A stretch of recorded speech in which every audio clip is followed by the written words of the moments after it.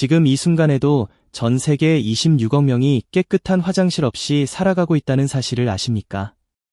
만약 여러분이 시간을 거슬러 300년 전으로 돌아간다면 가장 먼저 겪게 될 충격은 스마트폰이 없는 것도 아니고 자동차가 없는 것도 아닙니다. 바로 화장실이 없다는 사실입니다. 1700년대 동래부 중심거리를 상상해 보십시오. 해가 높이 떠올랐습니다. 거리에는 사람들이 가득했습니다.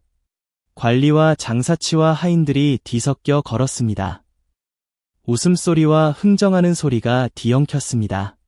그런데 갑자기 배가 아파왔다면 어디로 갔을까요? 오늘날 우리는 급하면 가까운 편의점이나 공공 화장실을 찾습니다. 길어야 5분이면 해결됩니다. 하지만 그 시대 사람들에게는 그런 선택지가 없었습니다. 길거리에 공중 화장실이라는 것 자체가 존재하지 않았습니다. 정확히 말하면 우리가 떠올리는 그런 시설은 어디에도 없었습니다. 그렇다고 사람들이 아무 데서나 볼일을 본 것도 아니었습니다. 그러면 도대체 어떻게 해결했을까요? 이것은 단순한 호기심의 문제가 아닙니다. 화장실 문화를 보면 그 시대의 위생 수준과 사회 구조와 남녀 차별과 경제 시스템까지 모두 보입니다. 옛 시대의 화장실 이야기 속에는 놀라운 역사가 숨어 있습니다. 당시 집안에 있던 화장실부터 살펴보겠습니다. 그 시대 화장실을 뒷간이라고 불렀습니다. 측간이라고도 했습니다. 정랑이라고 부르는 지역도 있었습니다. 이름에서 알 수 있듯이 집 뒤편 구석진 곳에 자리했습니다. 대부분 본체와 떨어진 별도의 작은 건물이었습니다. 왜 따로 지었을까요? 이유는 간단합니다. 냄새 때문이었습니다. 지금처럼 물을 내려보내는 수세식이 아니었기 때문입니다. 모든 것이 그 자리에 그대로 남았습니다. 뒷간의 기본 구조는 이러했습니다. 먼저 땅을 깊이 팠습니다. 보통 한 길에서 한 길 반 정도 깊이였습니다. 지금 단위로 환산하면 대략 1m에서 1m 반이었습니다. 그 위에 나무 판자를 가로질러 놓았습니다. 판자 한가운데에 구멍을 뚫었습니다. 사람들은 그 구멍 위에 쪼그려 앉아서 보리를 봤습니다. 구멍 아래로 모든 것이 떨어졌습니다. 구덩이 안에 차곡차곡 쌓였습니다. 구덩이가 가득 차면 어떻게 했을까요? 그냥 버린 것이 아닙니다. 퍼내서 밭에 뿌렸습니다. 거름으로 사용한 것입니다. 지금 생각하면 놀랍지만 그 시대에는 이것이 가장 중요한 비료였습니다. 화학 비료가 없었던 시절이니까요. 사람의 배설물이 곧 농사의 밑거름이었습니다. 이것은 수백 년 동안 이어져 온 자연순환 시스템이었습니다. 부유한 양반가의 뒷간은 일반 서민의 것과 달랐습니다. 벽에 작은 창을 냈습니다. 환기를 시키기 위해서였습니다. 지붕도 기와를 얹어 제대로 만들었습니다. 바닥에는 납작한 돌을 깔기도 했습니다. 미끄럽지 않게 하려는 배려였습니다. 놀라운 것은 겨울 이야기입니다. 한겨울 추위가 매서울 때면 뒷간 안에 작은 화로를 놓았습니다. 화장실에 난방장치를 둔 것입니다. 얼마나 추웠으면 그랬을까요? 한겨울 새벽에 이불 속에서 나와 맨발로 마당을 건너 뒷간까지 가야 했습니다. 바람이 뼛속까지 파고들었습니다. 그래서 화로라도 놓아야 했던 것입니다. 심지어 어떤 양반가에서는 뒷간 가는 길에 횃불을 밝혀 두기도 했습니다. 어둠 속에서 넘어지지 않도록 하기 위해서였습니다. 하인이 앞서 걸으며 길을 안내했습니다. 양반의 볼일 한 번이 이렇게 거창했습니다. 하지만 서민들의 사정은 완전히 달랐습니다. 가난한 집의 뒷간은 대부분 지붕도 없었습니다. 벽이라고 해봐야 나뭇가지를 성글게 엮은 울타리 정도였습니다. 바람이 그대로 들어왔습니다. 비가 오면 온몸이 젖었습니다. 눈이 오면 머리 위에 쌓였습니다. 한겨울에 보리를 보러 가는 것은 정말 큰 고역이었습니다. 어떤 사람은 너무 추워서 참다 병이 나기도 했습니다. 특히 노인과 어린아이에게는 위험한 일이었습니다. 밤중에 추위를 무릅쓰고 뒷간에 갔다가 쓰러진 노인 이야기도 전해집니다. 그래서 겨울에는 방 안에 요강을 두고 쓰는 경우가 많았습니다. 요강은 사기 그릇이나 놋새로 만든 작은 항아리였습니다. 뚜껑이 달려 있어서 냄새를 어느 정도 막아 주었습니다. 아침이 되면 요강을 들고 나가서 뒷간에 비웠습니다. 양반가에는 요강을 전담하는 하인이 있었습니다. 매일 아침 요강을 비우고 깨끗이 닦고 향을 피워 냄새를 없앴습니다. 이것이 그 하인의 가장 중요한 임무였습니다. 가난한 집에서는 가족 중 누군가가 이 일을 맡았습니다. 대개 며느리의 몫이었습니다. 시어머니의 요강을 비우는 것은 며느리의 기본 도리였습니다. 이것을 제대로 하지 않으면 불효라고 꾸짖음을 들었습니다. 화장실 하나에도 그 시대의 신분 질서와 가족 윤리가 고스란히 담겨 있었던 것입니다. 이제 본론으로 들어가겠습니다. 길거리에서 급할 때는 도대체 어떻게 했을까요? 크게 세 가지 방법이 있었습니다. 첫째는 주막이나 객주를 이용하는 것이었습니다. 둘째는 아는 집에 부탁하는 것이었습니다. 셋째는 정 급하면 한적한 곳을 찾는 것이었습니다. 먼저 주막과 객주 이야기입니다. 주막은 술과 음식을 파는 곳이자 나그네가 하룻밤 묵어가는 여관이기도 했습니다. 객주는 장사꾼들이 묵으면서 물건을 보관하는 숙박시설이자 물류 창고였습니다. 이런 곳에는 손님을 위한 뒷간이 갖춰져 있었습니다. 다만 아무나 쓸 수 있는 것은 아니었습니다. 술을 마시거나 밥을 먹거나 숙박을 하는 손님만 사용할 수 있었습니다. 그냥 지나가다 급해서 뛰어 들어가면 어떻게 됐을까요? 주인이 가로막았습니다. 쫓아내는 경우가 대부분이었습니다. 하지만 흥미로운 기록이 하나 있습니다. 1780년대 어느 문헌에 이런 이야기가 나옵니다. 동래부 중심가에 있던 한 주막 주인이 화장실 사용료를 따로 받았다는 것입니다.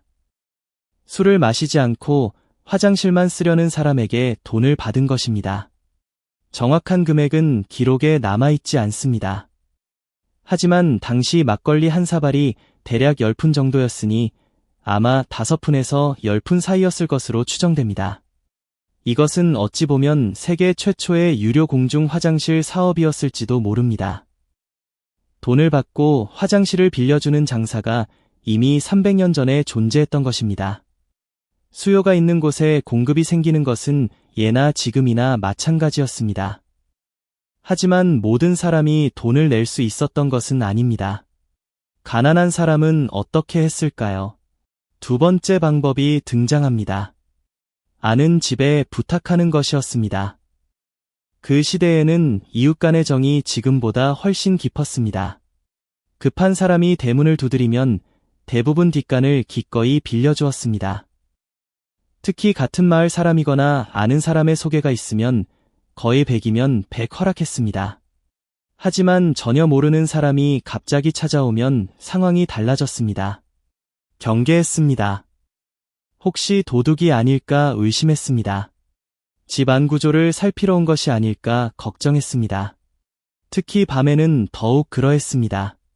그래서 자연스럽게 규칙 같은 것이 생겼습니다. 낮 시간에만 빌려주었습니다. 여자나 아이나 노인처럼 위협적이지 않은 사람에게만 허락했습니다.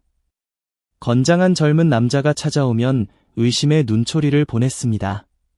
실제로 화장실을 빌려달라고 하고는 집 앞 물건을 훔쳐 달아난 사건도 있었습니다. 그래서 사람들이 조심할 수밖에 없었던 것입니다. 이와 관련된 재미있는 일화가 전해집니다. 1800년대 초 어느 유생의 일기에 이런 내용이 적혀 있습니다. 과거 시험을 보러 먼 길을 떠났는데 도중에 배가 심하게 아파왔다는 것입니다. 아는 집이 없었습니다. 급한 나머지 한 기와집 대문을 두드렸습니다. 하인이 나왔습니다. 누구시냐고 물었습니다. 유생이 다급하게 사정을 설명했습니다.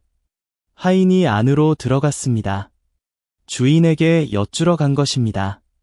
기다리는 시간이 한 세월 같았습니다. 땀이 이마에 송골송골 맺혔습니다. 다리를 꼬고 서서 안절부절 못했습니다. 한참 뒤에 하인이 나왔습니다. 다행히 주인이 허락했다고 했습니다. 유생은 거에 뛰다시피 뒷간으로 달려갔습니다. 나중에 유생은 그 집 주인의 이름을 수소문했습니다. 감사의 편지를 보냈습니다. 평생 그 은혜를 잊지 못했다고 적었습니다. 화장실 하나 빌려준 것이 평생의 은혜가 된 것입니다. 지금 생각하면 웃음이 나지만 당시에는 그만큼 절박한 일이었습니다. 세 번째 방법입니다. 정말 급하면 한적한 곳을 찾아갔습니다. 성곽 아래나 개울가나 숲속이나 빈터가 그런 장소였습니다. 특히 도성 성곽 밑은 유명한 장소였습니다. 사람들이 수시로 그곳을 찾았습니다. 악취가 진동했습니다. 지나가는 사람들이 코를 막고 발걸음을 재촉했습니다. 옛 왕조의 관찬 기록을 보면 놀라운 내용이 나옵니다. 1480년대 기록에 도성 성곽 아래가 너무 더럽다는 보고가 올라왔습니다. 백성들이 아무 데서나 대소변을 본다는 것이었습니다. 임금이 단속하라고 명령했습니다. 관리들이 나섰습니다. 위반자를 잡아서 벌을 주었습니다. 하지만 효과가 오래가지 않았습니다. 단속이 느슨해지면 사람들은 다시 그곳을 찾았습니다. 왜 그랬을까요? 달리 갈 곳이 없었으니까요. 아무리 벌을 줘도 급한 사람을 어떻게 막겠습니까? 개울가도 마찬가지 상황이었습니다. 도성 한복판을 흐르는 하천 주변이 특히 심했습니다. 사람들이 하천가에서 보리를 봤습니다. 비가 오면 물에 씻겨 내려갔습니다. 자연 정화가 된 셈이었습니다. 하지만 비가 오지 않는 날이 계속되면 이야기가 달라졌습니다. 하천가에 배설물이 쌓이고 또 쌓였습니다. 악취가 온 거리를 뒤덮었습니다. 여름에는 상황이 더 심각했습니다. 더위에 부패가 빨라졌습니다. 파리와 모기가 미친 듯이 꼬였습니다. 질병이 퍼지기 시작했습니다. 이질과 장티푸스 같은 전염병이 돌았습니다. 수많은 사람이 목숨을 잃었습니다. 화장실 문제가 곧 생명의 문제였던 것입니다. 그러면 당시 관청은 이 문제를 어떻게 해결하려 했을까요? 여러 차례 단속을 시도했습니다. 길거리에서 대소변을 보는 사람을 잡아서 벌금을 물렸습니다. 회초리로 때리는 태형에 처하기도 했습니다. 하지만 근본적인 해결은 되지 않았습니다. 이유는 명확합니다. 공중 화장실이 없었기 때문입니다. 벌을 준다고 해서 사람의 생리 현상이 멈추는 것은 아닙니다. 급한 사람은 벌이 무서워도 어쩔 수 없었습니다. 1480년대의 임금은 이 문제를 심각하게 인식했습니다. 신하들과 여러 차례 논의했습니다. 한 신하가 공중 화장실을 만들자고 건의했습니다. 합리적인 제안이었습니다. 하지만 반대가 쏟아졌습니다. 반대 이유는 크게 세 가지였습니다. 첫째, 비용이 너무 많이 든다는 것이었습니다. 건물을 짓고 구덩이를 파고 관리할 사람을 두어야 했습니다. 둘째, 관리가 어렵다는 것이었습니다. 누가 매일 청소하고 관리할 것인가가 문제였습니다. 셋째이자 가장 근본적인 문제는 신분 제도와 관련이 있었습니다. 양반과 천민이 같은 화장실을 쓸 수 있느냐는 것이었습니다. 신분 사회에서 이것은 상상하기 어려운 일이었습니다. 양반이 천민과 같은 구덩이 위에 앉는다는 것은 당시 사람들에게 모욕에 가까운 일이었습니다. 그래서 결국 공중 화장실 계획은 무산되었습니다. 대신 민간에 맡겼습니다. 주막이나 객주가 알아서 화장실을 운영하도록 한 것입니다. 급한 사람은 돈을 내고 그곳을 이용하라는 것이었습니다. 부자는 돈을 내고 해결했습니다. 가난한 사람은 참거나 한적한 곳을 찾거나 아는 집에 매달려야 했습니다. 신분과 재산에 따라 화장실 이용 방식도 달랐던 것입니다. 이것이 그 시대의 현실이었습니다. 그러면 도성박 지방은 어떠했을까요? 도성보다 나았을까요? 아니면 더 심했을까요? 사실 지방은 도성보다 사정이 나았습니다. 이유는 간단합니다.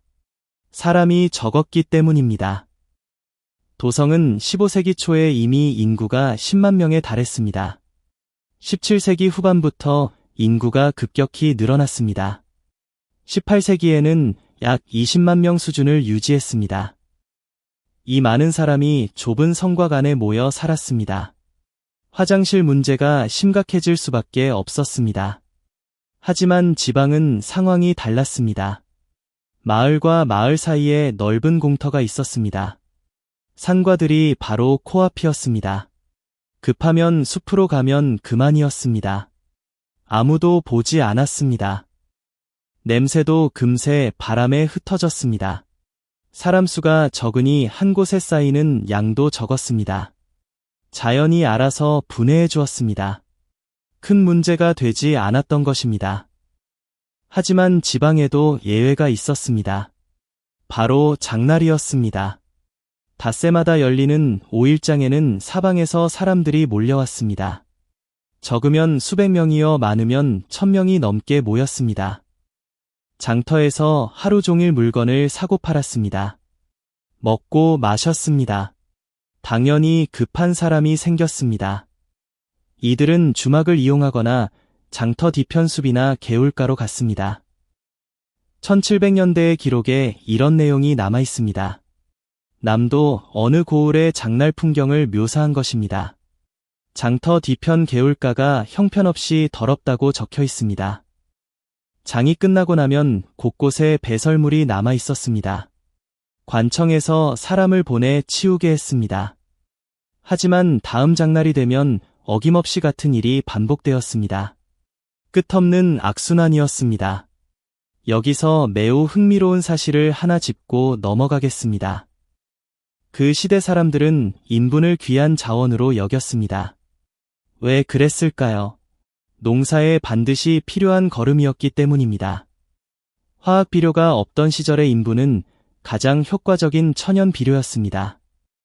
질소와 인산과 칼륨이 풍부하게 들어있었습니다. 농작물이 잘 자랐습니다.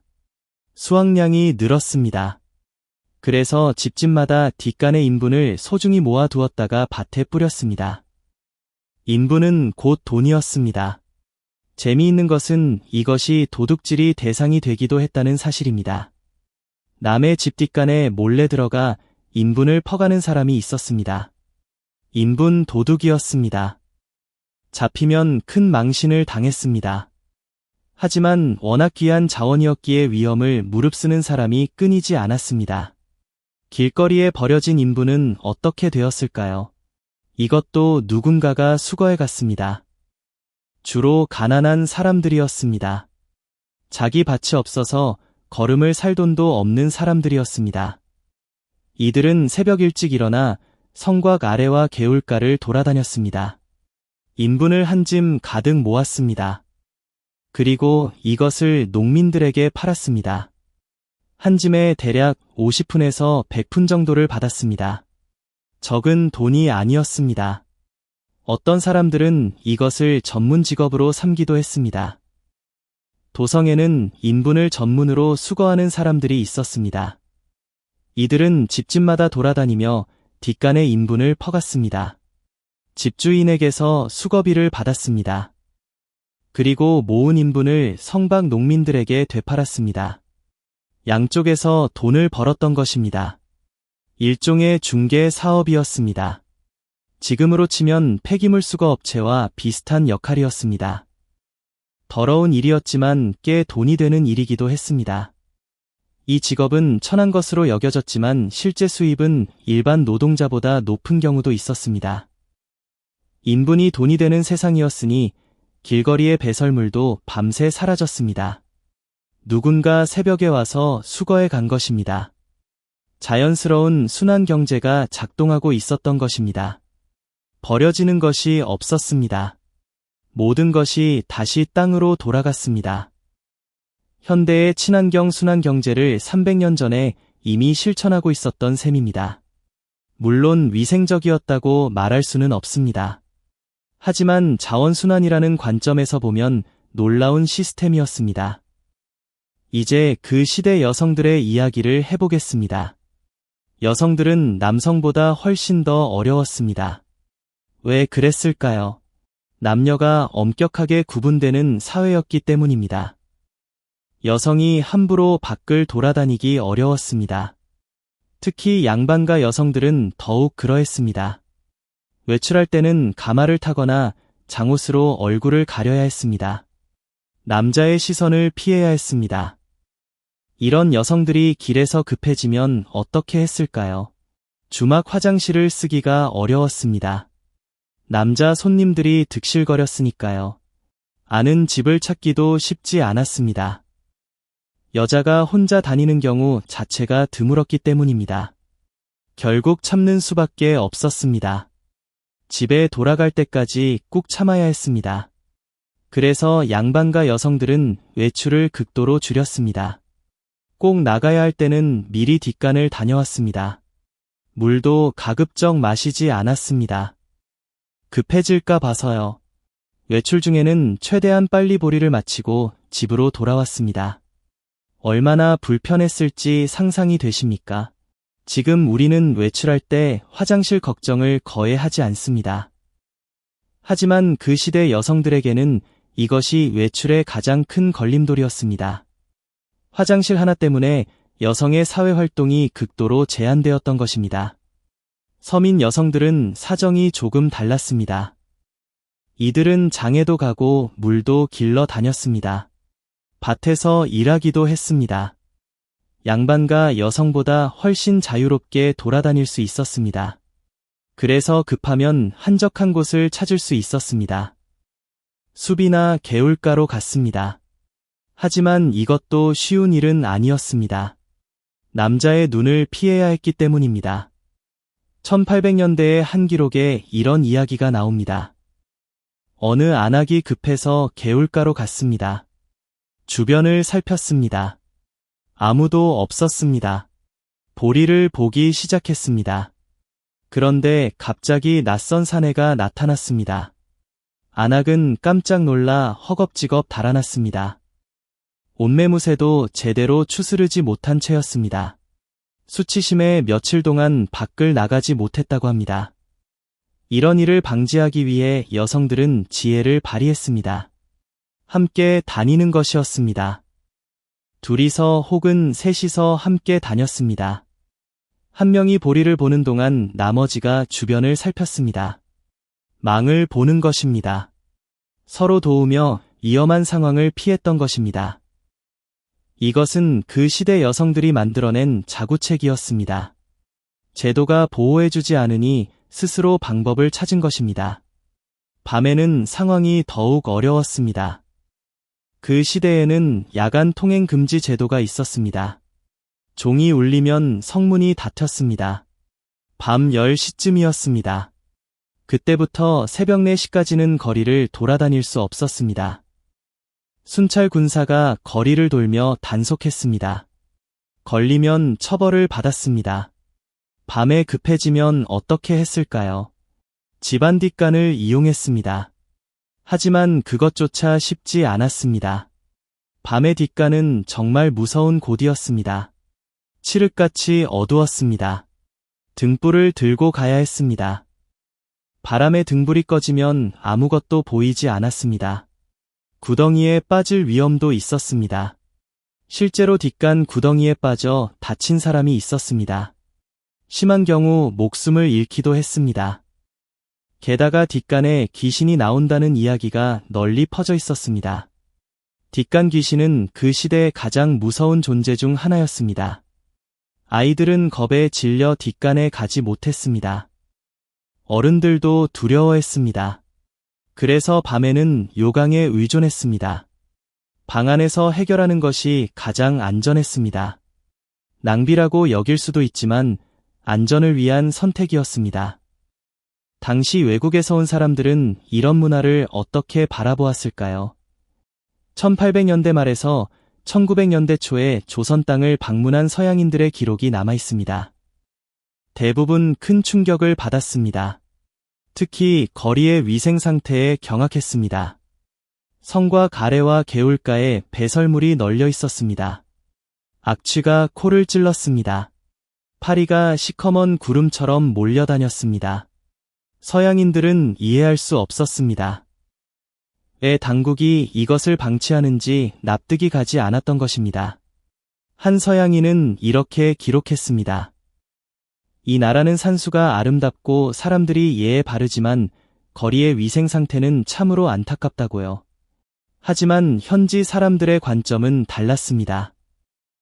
인부는 버려야 할 더러운 것이 아니라 모아야 할 귀중한 자원이었습니다.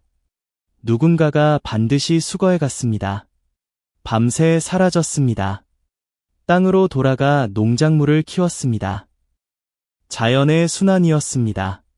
물론 모든 사람이 이런 생각을 가진 것은 아니었습니다. 선각자들 중에는 문제를 인식한 사람도 있었습니다. 남도 출신의 어느 유명한 실학자는 공중위생의 중요성을 강조했습니다. 거리를 깨끗이 해야 전염병이 줄어든다고 역설했습니다. 물이 깨끗해야 백성이 건강하다고 주장했습니다. 하지만 그의 주장은 현실이 되지 못했습니다. 왜 실현되지 못했을까요? 첫째, 재정이 부족했습니다. 나라 살림이 넉넉하지 않았습니다. 공중 화장실을 짓고 관리할 예산이 없었습니다. 둘째, 사회적 관심이 부족했습니다. 대부분의 사람이 이것을 심각한 문제로 인식하지 않았습니다. 수백 년간 그렇게 살아왔으니까요. 익숙했던 것입니다. 셋째, 기술적 한계가 있었습니다. 수세식 화장실이나 하수 처리 시스템 같은 것은 상상조차 하지 못했습니다. 물을 끌어다 쓸 배관 기술도 없었습니다. 결국 이 문제는 왕조가 끝날 때까지 해결되지 않았습니다. 수백 년 동안 같은 문제가 반복되었습니다. 같은 불만이 되풀이되었습니다. 같은 명령이 내려졌습니다. 하지만 아무것도 바뀌지 않았습니다. 근본적인 해결책 없이 단속만 하는 것은 아무런 소용이 없었던 것입니다. 변화는 외부에서 시작되었습니다. 개항 이후 서양과 일본의 문물이 밀려 들어왔습니다. 1880년대에 도성에 처음으로 근대식 화장실이 들어왔습니다. 서양식 변기가 설치되었습니다. 물을 내려보내는 수세식이었습니다. 하지만 이것은 극소수 특권층만 누릴 수 있었습니다. 일반 백성들은 여전히 전통 뒷간을 사용했습니다. 공중 화장실도 거의 없었습니다. 본격적인 변화는 20세기에 들어서야 시작되었습니다. 식민 통치 시기에 총독부가 위생정책을 강력하게 추진했습니다. 공중 화장실을 건설했습니다. 거리 청소를 체계적으로 실시했습니다. 하수도를 정비했습니다. 물론 이것은 현지 주민을 위한 것이 아니었습니다. 거류하는 자국민들의 위생을 위한 조치였습니다. 하지만 결과적으로 도시의 거리는 이전보다 깨끗해졌습니다. 해방 이후 새로운 정부가 들어서면서 공중위생에 본격적으로 신경 쓰기 시작했습니다. 공중 화장실 수를 대폭 늘렸습니다. 하수도 시설을 확충했습니다. 1960년대와 70년대에 접어들면서 아파트가 보급되기 시작했습니다. 집집마다 수세식 화장실이 설치되었습니다. 더 이상 뒷간을 쓸 필요가 없어졌습니다. 요강도 사라졌습니다. 밤에 무서운 뒷간을 갈 필요도 없어졌습니다. 추운 겨울에 밖으로 나갈 필요도 없어졌습니다. 혁명적인 변화였습니다. 오늘날 우리나라의 공중 화장실은 세계적으로 유명합니다. 깨끗합니다. 숫자가 많습니다. 첨단 시설을 갖추고 있습니다. 비데와 온수 세정 기능이 있습니다. 자동 센서로 물이 내려갑니다. 손 건조기가 있습니다. 장애인을 위한 시설도 마련되어 있습니다. 외국인 관광객들이 깜짝 놀랍니다. 이것이 정말 공공 화장실이냐고 감탄합니다. 100년 전 서양인들이 거리의 비위생적인 환경을 보고 경악했던 것과는 정반대의 반응입니다. 불과 한 세기 만에 완전히 뒤바뀐 것입니다. 300년 전 그 시대에 공중 화장실이 있었다면 어떠했을까요? 거리가 훨씬 깨끗했을 것입니다. 전염병이 덜 돌았을 것입니다. 수많은 생명을 구할 수 있었을 것입니다. 여성들이 외출하기 편했을 것입니다.